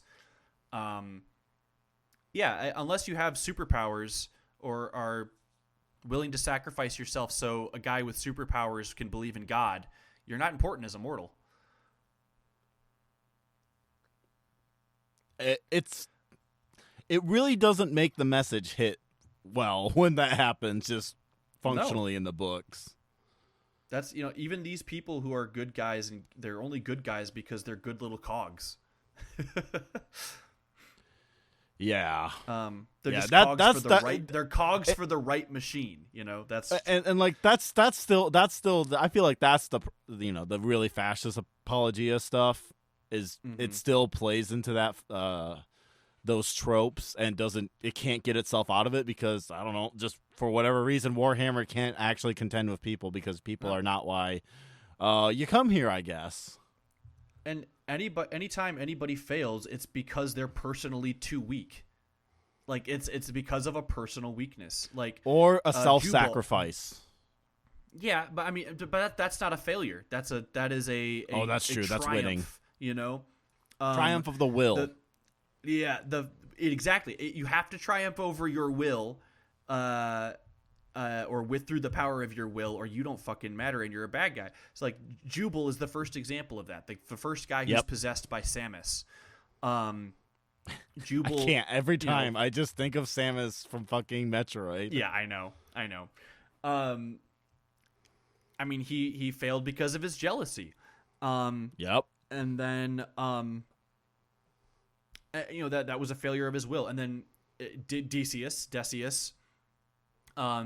fails because he wasn't strong enough. He wasn't tough enough. Because he was kept in everlasting pain, and Garo's like, "Brother, we're gonna get you fixed." And and they don't even have a plan to fix it. No, there's no plan. There's nothing they can do. They're just watching him suffer in a way they've never seen a living being suffer before. And they're like, well, have faith. And their faith is ultimately not rewarded. So I think if there's one thing that's going to persuade me to your perspective of this book as, at least partially criticizing the faith, it's that they have faith he'll be healed, and he prays for salvation, and the God that answers him is not the Emperor. Oh, see, here's the thing. Yes, he prays for salvation, but his soul is weak and he falls, right?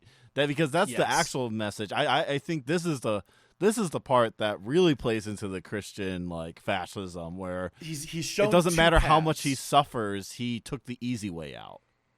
Yes, he's shown two paths. One is guaranteed pain and suffering with no end in sight, and the other is a transformation where he gives up and becomes one with Nurgle, basically.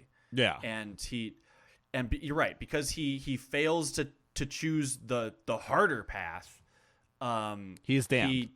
He's damned and becomes a demon, but he's given no reason to think the harder path will do anyone any good, which is also, frankly, pretty Christian. You're not actually given a very good reason. Yeah, you just have to believe it. You're just supposed to believe it. Well, this is actually the part of the book where I go, well, no, they don't get it. Which is really funny. Which is where you're given the most grace for this. I'm like, no, there's no grace on this one. Yeah, that's a good point. And I think I'm falling back to my original perspective when we think about specifically. What was I just gonna say? Hang on. What was I just gonna say? Please cut about this out. falling. Yeah, no, yeah. It's the final conversation we have between Garrow and the Lord of the Flies as Decius becomes. He becomes the Lord of the Flies. And I gotta say, another good little note, he doesn't speak through his mouth anymore. He speaks through the droning of the flies that surround him. And the their flies voices, buzz. His voice comes through the sound of their fly swarm. That's so cool. Yeah, Garrow basically just tells him, dude, you chose this.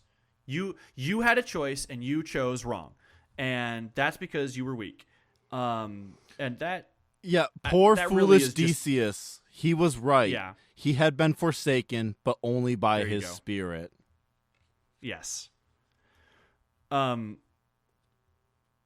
another funny moment from that is that Odysseus, Lord of the Flies, calls the Emperor a golden idol. When which is great because that biblically the golden idol, the golden calf that the Israelites worshipped in their wrongly during their exile was the replacement they had for their god, which Right. the opposing god in this case is Nurgle. So that's another Yahweh Nurgle connection. Yeah, I like how if you're like an ex-Christian, you fall into the Nurgle path. If you're a really devout Catholic Yeah. right now, you're probably falling the God Emperor path. If you're in 40K. I mean, Nathaniel, on his knees saying "Thy will be done" to the Emperor after Jesus the battle. Christ, yes. Yeah, I was like, oh boy. Now, it's really sick when Garrow gets Decius out of the Citadel. The Silent Sisters have a sick-ass Citadel, for one. For two, they open up the airlock? Yeah, that's Or, how they open launch, up the towers? They launch Garrow. Yeah, they launch Garrow and the Lord of the Flies out to the surface of the moon, through their tower, through an airlock. And they have a sick-ass duel on the surface of the moon. Yeah, they do. It rules. It's so cool. It's pretty good. I love it when the Lord of the Flies hides under the moon rocks, like the moon dust, and pops out like fucking Naruto. Yeah, it's awesome. It's sick. They have a punch out, and then Garrow grabs the chain attached to his sword that was attached. That was, what was it, Caleb's chain with the little symbol on it or something like that? Yeah, something like that. Yeah, he's attached to his sword. He uses his sword to slay the Lord of the Flies, and it dissolves away into nothingness. And he wakes up sometime later, having, I guess, been in solitary confinement or something. Right. They had no clue what they were going to do until the region of Terra comes. Yeah, Malkador. Another great hypocrisy pointed out here. Malkador, the regent of Terra, the ruler of the Imperium, while the Emperor's doing whatever the fuck it is the Emperor's doing. Sitting, taking a break. Described as, Malkador is described as the second most powerful psyker in the Imperium. And yes. he's in charge. And psykers are witches. And, what the fuck? We've been told over and over and over again, this is bad. No psykers allowed. No magic. And the second most powerful psyker in the Imperium is in charge of the Imperium. Okay. Yeah. Gotta love it. Well, and also Keeler is really treated so suspiciously by the Sisters of Silence. She is. But so this is where we get the clear evidence that Keeler, at least to a Warhammer reader, that Keeler absolutely is getting non-psychic abilities, because she's still able to help Nathaniel despite being surrounded by Sisters of Silence. So here's where I need to ask Faden, how much do you know about Sisters of Silence? What? This book. Okay. What? And they're not described with any special abilities in this book, are they? Oh, Jesus fucking Christ. They have special abilities. Of course they do. They have very, very special abilities. And I thought it was so weird. I thought they were just sick ladies. I thought they were ladies trained to be sick. At no point in this book, at no point in this book is their special ability even described. And I guess narratively, I kind of forgot this. It's not really necessarily widely known what their ability is. And that's why nobody says anything about it. But yeah, they have a very, very specific ability. Now, we know they're witch hunters. Their task is to hunt down psychers. So maybe that'll give you some hints about what their abilities are. But yeah, and I don't know. They probably shoot out like psychic bondage chain to like bondage up psychic women or something. That'd be too. So another hint is that everyone, whenever they're around, people feel like something's missing. People feel like there's something fundamentally wrong whenever these people are around, whenever the sisters are around. Something is fundamentally wrong and absent in the room, in the space, or possibly in them. I guess we should wait. We should wait until it's explained in the series, because that's where all the fun of this is okay. Waiting to find out when it actually is explained. Because, like I said, all Warhammer readers know who this, like people who are Warhammer freaks like me, know who the Sisters of Silence are. We know what they do. We know what's special about them, and that makes it abundantly clear in this sequence that Euphrates Keeler really is getting god powers, or something beyond the normal scope of psyker abilities. Because beyond that, I would argue we have absolutely no indication from this series yet that Euphrates Keeler is anything other than just another psyker. Yeah. She just seems like just another psyker. It's all over the place in Warhammer that people's psychic abilities are finally unlocked or unleashed, like in freaking every universe with psychic abilities, by some traumatic event. You know, that's what happened to her. She had this big, scary, traumatic event. Now she can use her psychic abilities. That's not that weird in the Warhammer universe. She has clairvoyant, visions, and she can telepathically speak to people, and she can, project a protective sphere. That's all just psyker shit. Yeah, this is nothing outside the realm. Yeah, we have I don't understand why any of the characters up until this point have any perspective on her other than she's just another psyker. It doesn't make sense. Until we see her with Sisters of Silence and yet still helping people. So anyway, we have kind of reached the end of my notes on this book. I don't have much more to say than that. Yeah, I don't. We get our first scene with a Custodes. That's one other detail. The intricate golden armor that's worked so finely that every single inch of it is covered in some kind of scroll or dragon or eagle or lightning bolt motif. And he has a cannon spear, a guardian spear, which is a power spear that has a big old gun strapped to the end of it. It's so funny that awesome. Like, you can see just in the modern American conception of what fancy is, and it's just Gilded Age, gaudy, tacky-ass gold plating. And it's really is. It truly fascists go back to one thing, which is, you know what's really cool? Gold. You know why? Gold. I don't know. Money. That's the money color. Yeah. It's truly bolts, jangling eagles, the keys in front of the babies. Shiny gold. It really is. That's what fascists need. And it's interesting how much Warhammer sells a lot based off that. It really does. The entire faction, the Templars, which is, we get a couple scenes with their leader, Rogel Dorn's first captain, Sigismund.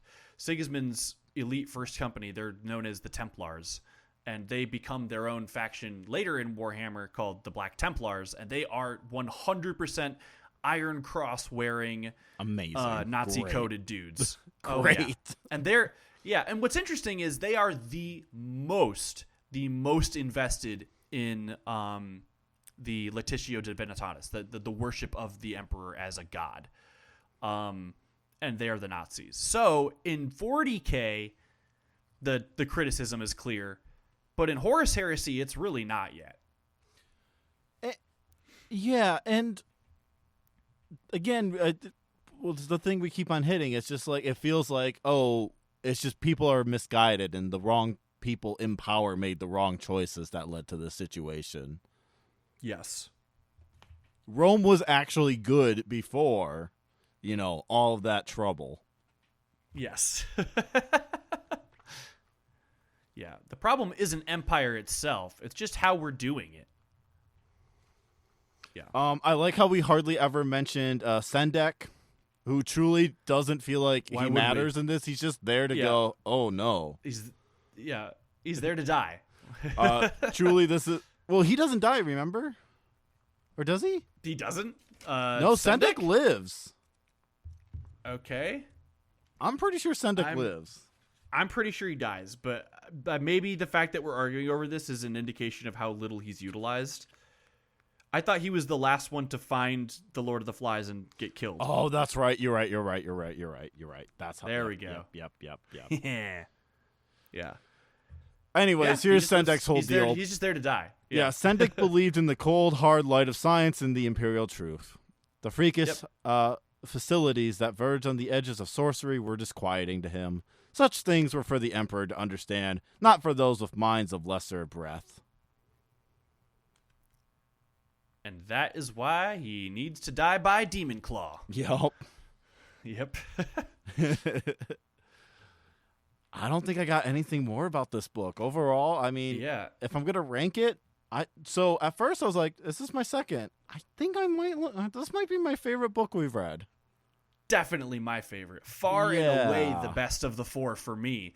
And yet... is it my favorite because I liked reading it the most? Maybe because I did like reading this one the most.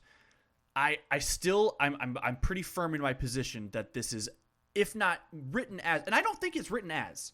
I don't think it's meant to be fascist apologia or Christo-fascist apologia. I don't know if the people writing this could write any political treaty.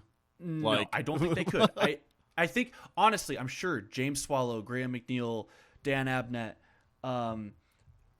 Ben Counter, I'm sure they're all nice guys, like really nice guys who mean well and are probably good people. Most people, I think, are honestly good people. Most people are in the world. That's the trick. That's the trick about society, huh? Yeah. But I think this is the most overtly fascist messaging of the four books, and I think that, but as you were pointing out, it also is the most interesting display of the hypocrisies that we see in the Warhammer universe. And that's where I find much of the greatest joy that I experience in Warhammer is in the examination of hypocrisy that we see in societal structures, in military industrial complexes, in imperiums, empire, colonialism. For me, I like seeing that bullshit on display.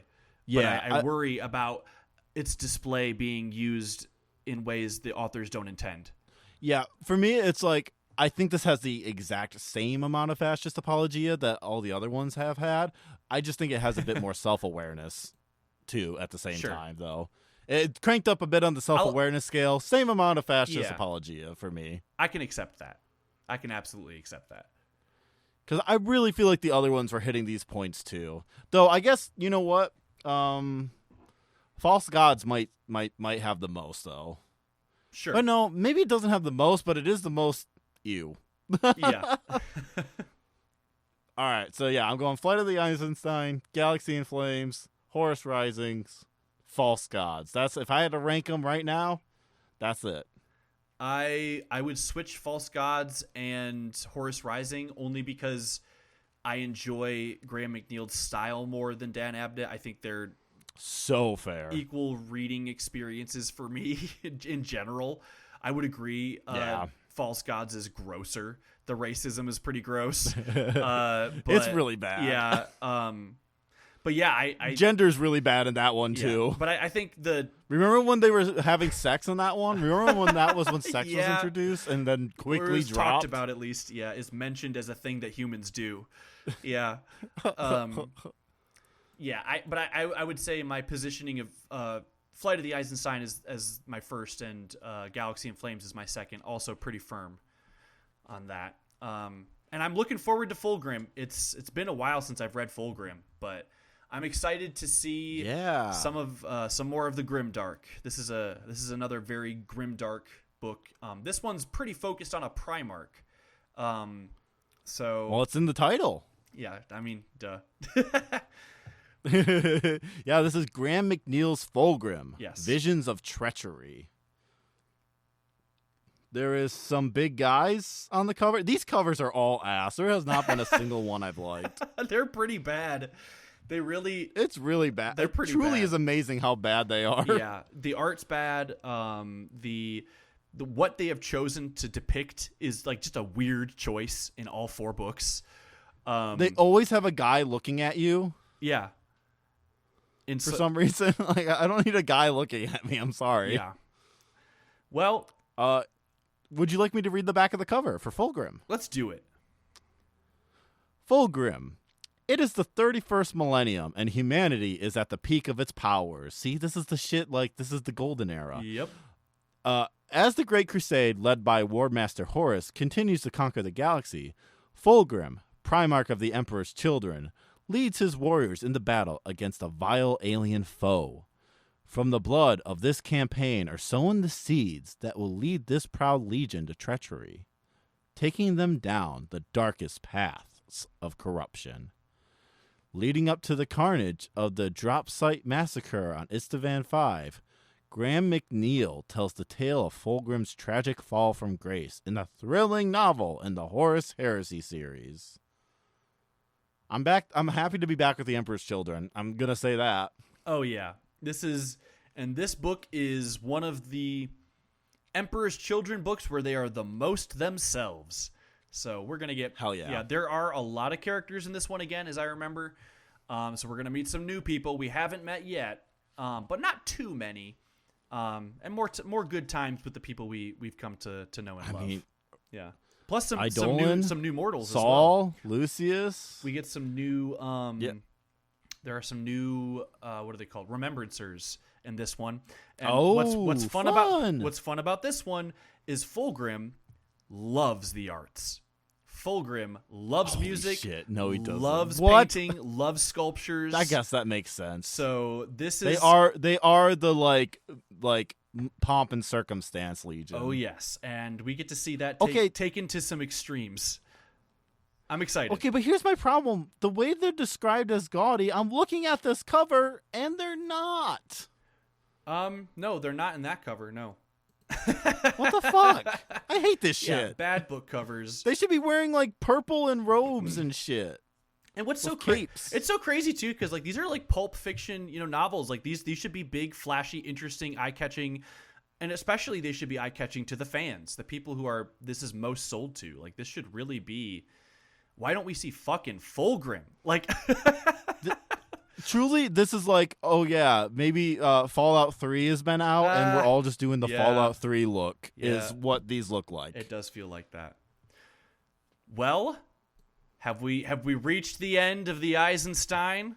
Listeners? I think we have. We'll see you next time. Thanks for joining us again on this journey. We should do plugs. Final plugs. We got a Club Flashpoint. Yeah.